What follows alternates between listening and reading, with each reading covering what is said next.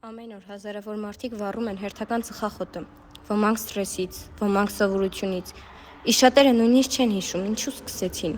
բայց գրեթե բոլորը նույն նախադասությունն են ասում. ես ցանկացած պահի կարող եմ թողնել։ Այսօր մենք փորձելու ենք հասկանալ, արդյոք դա իսկապես սովորություն է, թե մի բան, որ դանդաղ փոխում է մարդու կյանքը։ Հետազոտությունները ցույց են տալիս, որ շատերը սկսում են ծխել դեռ դպրոցական տարիքից։ Պատճառները տարբեր են. ընկերների ազդեցություն, հետաքրքրություն կամ պարզապես մեծ երևալու ցանկություն։ Սկզբում մտածում էի մեկ հատից բան չի լինի։ Ընկերներով էինք։ Բոլորը փորձում էին։ Եթե դու չէիր ծխում, կարծես փոքր էիր երևում։ Հետո սկսեցի օրական 1-2 հատ ծխել։ Բայց հիմա առանց դրա չեմ կարողանում։ Բժիշկներն ասում են,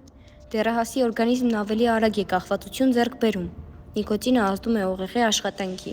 ուշադրության եւ նյարդային համակարգի վրա։ Շատ երիտասարդներ մտածում են, ես դեռ երիտասարդ եմ, ինձ ոչինչ չի լինի, բայց իրականում օրգանիզմը սկսում է վնասվել հենց առաջին փուլից։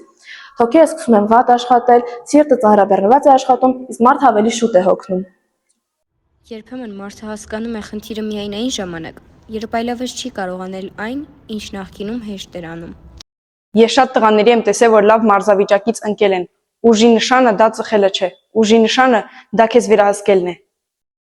Բայց ծխախոտը միայն մեկ մարդու խնդիրը չէ, այն ազդում է նաև ընտանիքի վրա։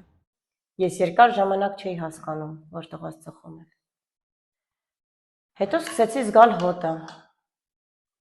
Նա հաճախ էր նյարդային անում, գումար էր խնդրում։ Իսկ ամենացավալին այն էր, որ նա սկսեց հեռանալ ընտանիքից։ Կախվածությունը հաճախ մարդուն միայնակ է դարձնում։ Նա սկսում է թաքցնել, ստել, փակվել իր մեջ։ Շատերը փորձում են թողնել, բայց կախվածությունը հեշտ չի հանձնվում։ Բայց ցանկացած կախվածությունից դուրս գալու առաջին քայլը մեկն է՝ ընդունել խնդիրը։ Մի քանի անգամ փորձել եմ։ Առաջին օրը թվում էր հեշտ, հետո սկսվում էր նյարդայնությունը։ Չէի կարողանում կենտրոնանալ։ Ամենադժվարը այն էր, որ բոլորը կողքից շարունակում էին ծխել։ Մի օր հայելու մեջ նայեցի ինձ ու հասկացա,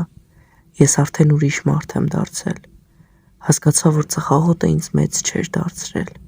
պարզապես թույլ էր դարձրել։ Ծխախոտը չի փոխում կյանքը մեկ օրում։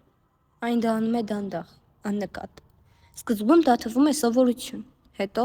անհրաժեշտություն։ Իսկ հետո մարդը հասկանում է, որ կորցրել է վերահսկողությունը։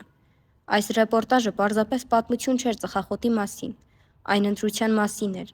որովհետև երբեմն մարդու ապագան որոշվում է շատ փոքր պահից՝ մի այոից կամ մի ոչից։